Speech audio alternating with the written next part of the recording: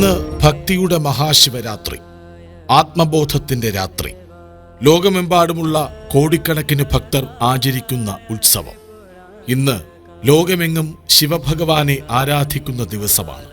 മാഘമാസത്തിലെ കൃഷ്ണപക്ഷ ചതുർദശി രാത്രിയിലാണ് മഹാശിവരാത്രി ആഘോഷിക്കുന്നത്. അജ്ഞാനത്തിന്മേൽ ജ്ഞാനത്തിന്റെ വിജയത്തെയും ഇരുട്ടിന്മേൽ പ്രകാശത്തിന്റെ വിജയത്തെയും പ്രതിനിധീകരിക്കുന്നു ഈ ദിവസം.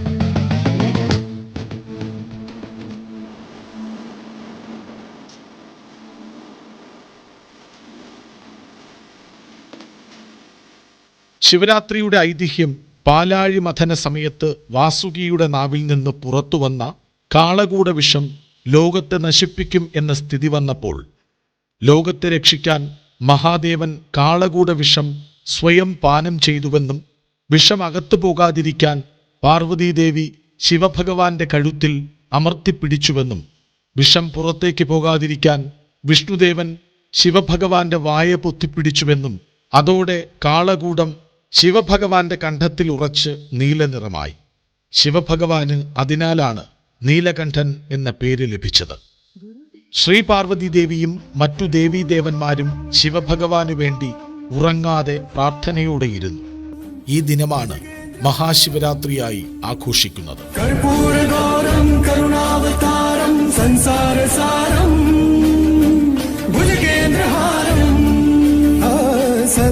മറ്റൊരു ഐതിഹ്യം ഈ ദിനം ശിവപാർവതി വിവാഹ വാർഷിക ദിനമായി ആഘോഷിക്കുന്നു എന്നതാണ്. ലൗകിക ജീവിതത്തിൽ ഉന്നതി ആഗ്രഹിക്കുന്നവർ ശിവൻ തൻ്റെ ശത്രുക്കളെ ജയിച്ച ദിനമായി കാണുന്നു. ഈ രാത്രിയിൽ ശിവൻ സൃഷ്ടി, സംരക്ഷണം, നാശം എന്നിവ പ്രതിനിധീകരിക്കുന്ന താണ്ഡവ നൃത്തം ചെയ്തു എന്നാണ്. ശിവരാത്രി ധ്യാനത്തിനും ആത്മപരിശോധനയ്ക്കും ഏറ്റവും അനുയോജ്യമായ രാത്രിയായി കരുതുന്നു. എന്നാൽ സന്യാസിമാർ ശിവനും കൈലാസപർവ്വതവും ഈ ദിവസം ഒന്നായതായി കാണുന്നു. നിശ്ചലനായി യോഗ പാരമ്പര്യത്തിന്റെ യോഗശാസ്ത്രത്തിൽ ആദിഗുരുവായി കാണുന്നു. ഈ ദിവസം ജപവും ധ്യാനവും ആത്മീയ ഉണർവിന് സഹായകരമാണെന്ന് വിശ്വാസമുണ്ട്. ഭക്തർ ഈ ദിവസം ഉപവാസം നോക്കും, ക്ഷേത്രത്തിൽ പൂജ നടത്തും, രാത്രി മുഴുവൻ ജാഗരണം പാലിക്കും. ഇന്ത്യയിലും ലോകത്തും ആഘോഷങ്ങളുടെ ദിനമാണ്. ഇന്ത്യയിലെ വിവിധ ഭാഗങ്ങളിൽ വ്യത്യസ്ത രീതികളിലാണ് ശിവരാത്രി ആഘോഷിക്കുന്നത്. ശിവരാത്രി മതപരമായ ആഘോഷം മാത്രമല്ല, ഇത് ആത്മീയത, സംസ്കാരം, കല, സാമൂഹിക ഐക്യം എന്നിവയുടെ ഉദാഹരണം കൂടിയായി മാറുന്നു.